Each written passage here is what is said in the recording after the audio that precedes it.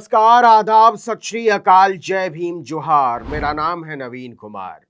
खबरदार, जो आपने अपने बच्चों को बताया कि आगरे का ताजमहल मुगल बादशाह शाहजहां ने 1643 ईस्वी में बनवाया था, जुबान खींच ली जाएगी। अगर आपने अपने बच्चों को बताया कि फतेहपुर सीकरी नाम का शहर सम्राट अकबर ने सन 1571 में बसाया था, बाबर का तो नाम ही नहीं लेना है, हुमायूं के किले की तरफ तो सोच भी मत लेना, और जहांगीर, शाह आलम, रफीउद्दौला, आलमगीर, शाह आलम और बहादुर शाह जफर के बारे में तो सोचना भी मत। और क्या कहा, 19वीं सदी के पूर्वार्ध में पश्चिमी देशों में भाप इंजन के इस्तेमाल से औद्योगिक क्रांति की शुरुआत हुई थी। बंद करो ये सब उल्टी पुल्टी पढ़ाई, उत्तर प्रदेश में ये सब नहीं चलने वाला। जी हां, योगी आदित्यनाथ अपने राज्य के बच्चों को नया इतिहास पढ़ाने वाले हैं। 12वीं के इतिहास की किताब से मुगलों का इतिहास बाहर करने का ऐलान हुआ है। अकबर, बाबर, शाहजहां के बारे में नहीं पढ़ेंगे 12वीं क्लास के बच्चे।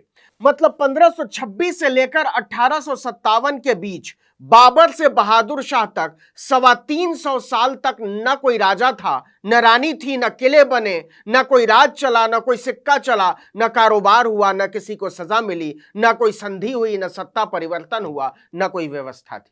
सारे लोग बस घंटा हिला रहे थे। सोचकर देखिए, 325 साल का इतिहास बच्चों के जहन से साफ कर देने की तैयारी है। उत्तर प्रदेश की योगी आदित्यनाथ की सरकार ने फैसला लिया है कि मुगलों का इतिहास नहीं पढ़ाया जाएगा। कमाल तो यह है कि एनसीईआरटी की किताब से भी मुगल इतिहास को हटाने का फैसला हो चुका है, क्योंकि उत्तर प्रदेश में एनसीईआरटी की ही किताबें चलती हैं। सीबीएसई और यूपी बोर्ड दोनों से यह चैप्टर हटाया जाएगा। इसका मतलब यह हुआ, मतलब उत्तर प्रदेश में अब 12वीं के छात्र, चाहे वो किसी भी बोर्ड के विद्यार्थी हो, मुगल दरबार के इतिहास के बारे में नहीं पढ़ेंगे। लेकिन इतिहास पर हमला इतना ही नहीं है बाबू। इसके अलावा 11वीं की किताब से इस्लाम का उदय, संस्कृतियों में टकराव, औद्योगिक क्रांति जैसे चैप्टर भी हटा दिए गए। पहले इंटरमीडिएट में इतिहास की किताब में एक अध्याय था, भारतीय इतिहास के कुछ विषय द्वितीय। इसमें शासक और मुगल दरबार के बारे में भी पढ़ाया जाता था, लेकिन अब इसे हटाया जा चुका है। इसी के साथ नागरिक शास्त्र की किताब से अमेरिकी वर्चस्व और शीत युद्ध का पाठ भी हटा दिया गया है। इसी के साथ इसी नागरिक शास्त्र की किताब में जबरदस्त बदलाव किया गया है। स्वतंत्र भारत में राजनीति की किताब से जन आंदोलनों का उदय और एक दल के प्रभुत्व का दौर चैप्टर भी हटा दिया गया है। इसके अलावा 10वीं की लोकतांत्रिक राजनीति 2, इस किताब से लोकतंत्र और विविधता, जनसंघर्ष और आंदोलन, लोकतंत्र की चुनौतियां जैसे पाठ हटा दिए गए हैं। इसके अलावा भी कई बदलाव आने वाले साल यानी शैक्षणिक सत्र 2023-24 के सिलेबस में किए गए हैं। आपको बता दें कि योगी आदित्यनाथ ही नहीं, पूरी बीजेपी इतिहास के पुनर्लेखन की बात करती है। नरेंद्र मोदी से लेकर गृह मंत्री अमित शाह तक इसकी वकालत करते हैं। आपको याद हो तो नवंबर 2022 में अमित शाह ने कहा था कि हमारे इतिहास को तोड़ा मरोड़ा और गलत तरीके से लिखा गया है, लेकिन अब हमें अपने गौरवशाली इतिहास के बारे में लिखने से कौन रोक सकता है। इसके पहले भी अमित शाह ने कहा था कि कई सारे साम्राज्य हुए, लेकिन सिर्फ मुगल साम्राज्य के बारे में लिखा गया। चालुक्य, अहोम, पल्लव जैसे गौरवशाली साम्राज्यों को उचित जगह नहीं मिली। इन सब पर संदर्भ ग्रंथ लिखने की जरूरत है। इतिहासकारों और छात्रों को भारत के विभिन्न हिस्सों में 150 साल से ज्यादा शासन करने वाले 30 साम्राज्यों और देश की स्वतंत्रता के लिए बलिदान देने वाली 300 से अधिक विभूतियों पर शोध कर सच्चा इतिहास लिखना चाहिए। शाह ने खुलेआम कहा था कि सच अपने आप सामने आ जाएगा। भारत सरकार भी इसकी पहल कर रही है।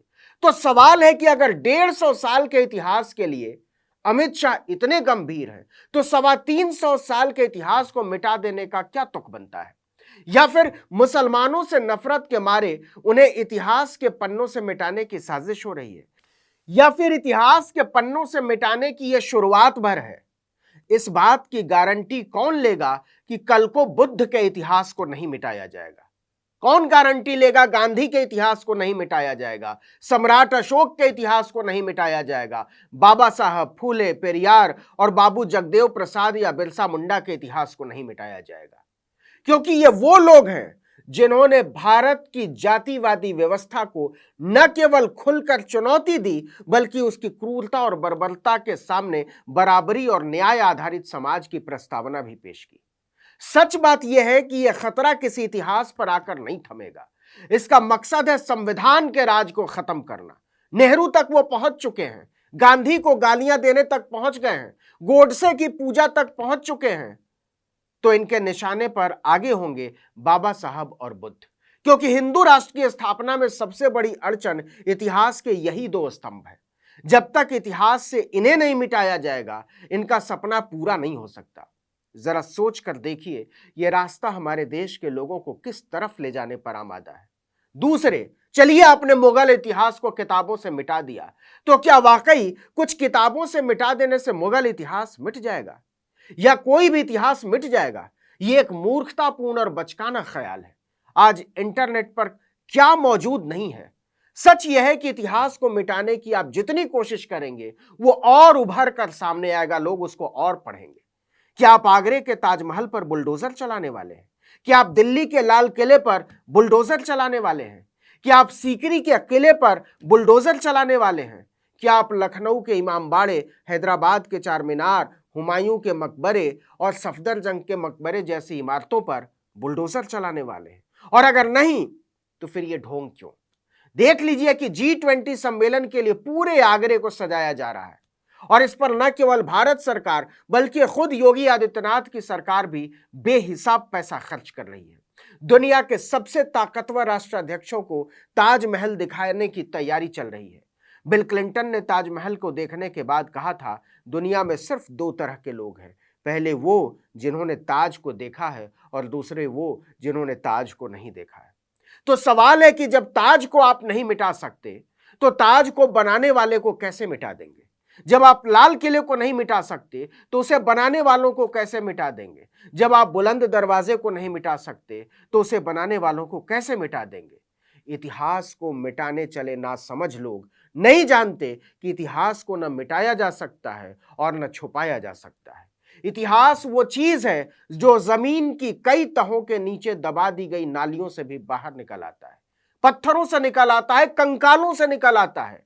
वो नहीं जानते कि इतिहास सिर्फ बड़ा हो सकता है, उसे छोटा नहीं किया जा सकता। यही इतिहास उन लोगों का भी इतिहास लिखेगा जो उसे मिटाने की कोशिश कर रहे हैं। जैसे इतिहास ने दर्ज किया है कि क्रूर आक्रांताओं ने बस्तियों में आग लगा दी थी, शहरों को लूटा था, धार्मिक स्थलों का ध्वंस किया था, वैसे ही इतिहास लिखेगा कि उसे कट्टरपंथियों ने नोचा था, उसका वस्त्र हरण किया था, उस पर कालिख पोती थी, और ये बात हमेशा हमेशा के लिए इतिहास में दर्ज हो जाएगी।